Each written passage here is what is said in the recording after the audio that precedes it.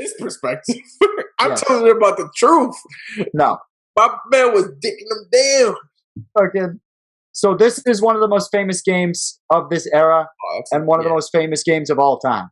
Yeah, we thought this happened last season, but it was actually I remember right? That? Yeah. I thought I did. I wasn't sure where it was, and I wanted to make sure I didn't fucking miss it. Yeah, because this shit is fucking. I think it's probably the craziest shot in NBA history. Like, you could be right. Like, what? No, I don't think there's ever been something like that. Like, so my favorite part is how nobody talks about this particular shot that happens before the .4 shot. Yeah. Which is Tim Duncan hitting an incredible. Look at this angle. You got two guys in your face. You got Shaq right on you. Right on you. Arguably fouling you if you were looking at this now. That would have been a foul in this NBA. That would have been a foul. Or if it was against Michael Jordan, it would have been a foul. 100%. Oh, for sure. 100%. And I'm a Jordan fan, but goddamn, that guy would get fouled with pinkies. Anyways, somehow Duncan is gonna fucking swish this shot. Yeah. Which is crazy. And the whole building thinks the game's over. You know. And this series could flip. This series could flip. Pause it real quick. On this game, yeah. This literally always, every time I see him do this, it brings me back to that conversation we had like 2 years ago about power forwards not being able to hit a last second shot or something. And I'm like, well, Duncan was just different. You know, he's not. He's the Except perfect definition of the exception and not the rule. Yeah. There's like Tim Duncan, KG, and after that it's like Dirk, and it's all the guys from this era. Yeah, which is and Bob McAdoo. Yeah, and like outside of that, I don't want my power forward. Taking shots, and especially not game winners. So 0.4 seconds, right? Spurs definitely got to feel like this game's over, right? So you got Shaq here. He's definitely not getting the ball. With 0.4 seconds left, any jump shot that Shaq takes is an automatic brick. You might as well just, if the ball ended up in his hands, the game was absolutely over. Yeah. Then you got the Mamba, who the ball is probably supposed to go to, over here. Yeah. And he is completely smothered. They should have put all their fucking guys over here. It's insane. You might as well take Duncan, and because unless Shaq gets a dunk, a lob dunk, he's not going to have enough time to get this off. But that leaves little Derek Fisher. I still wouldn't trust. I wouldn't trust Shaq with like anything. No, like, not with 0.4 to go. He's clutching guys. Like I ain't trusted him. And this is, without question, the biggest game of the Lakers season. They lose this game. Yeah. I don't know if they win this series. And I know that's a very cliche thing to say, but it's a fact. The way this series, at minimum, needed to go Game 7 against the Spurs in Sacramento. Excuse me. In San Antonio. Yes. And they needed a road. They needed a road win somewhere down this line, right? Yeah. So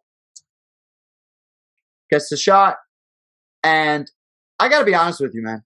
To this day, I really don't know if he got the shot off.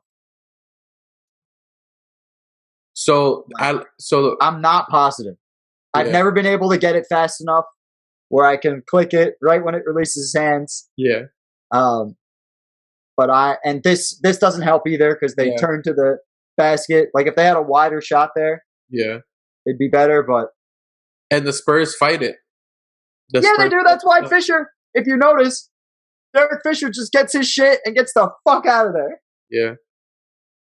Gets the fuck out of there. So, but like the breakdown of that play, I think Pop breaks it down or someone breaks down what Pop did with that play. I think it makes so much sense because they went to double team Kobe because they didn't need to worry about Peyton passing the ball. But the part that messes it up is they give Gary Payton like a clear pass to Fisher, like a perfect pass to Fisher. Like if someone's in front of his face, maybe he throws it a little off. Like you know, like just little. And that's all you need with that little amount of time left. Yeah, that's all you need. Tip it or something. You know, like Like, but it makes sense. You didn't want Kobe, and then I like how the reporters said they remember that Portland game because that's the facts. You remember what Kobe did in Portland with the 1 second weapon? Was that this season or last season? That was last season, but they remember. That was last season. Right? They still remember. That was a nice buzzer beater. Yeah, so they like, I don't want to be the second Kobe 2.0 shot. Fucking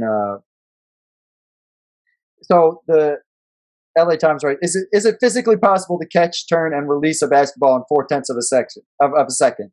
Is it humanly possible to accurately measure the time between Fisher's first touch of the basketball and his release of it? Again, we go to the stopwatch. This guy in this article is constantly using the stopwatch to kind of figure this out. I tried filming the final play 10 times. 7 times, Fisher's shot came in under 0.4 of a second. But unlike the officials in San Antonio, I had the advantage of knowing where the inbounds pass was headed and to whom. Fair point. Yeah. 3 times, Fisher failed to beat the clock. The difference? A flinch? A twitch? Too much caffeine in the morning? That's what I'm saying. I agree with this guy. I've never been able to get it where I'm like, I'm sure this fucking guy got the shot on. Yeah. One of the craziest shots in the history of the game. Facts. Like, absolutely one of the craziest shots. If this was in the NBA Finals, it would have been the craziest shot in that. Oh, yeah. Bigger than the Ray Allen shot. Yeah. Bigger than anything. Even it being in a game 5, I think it would still be. Because that's huge.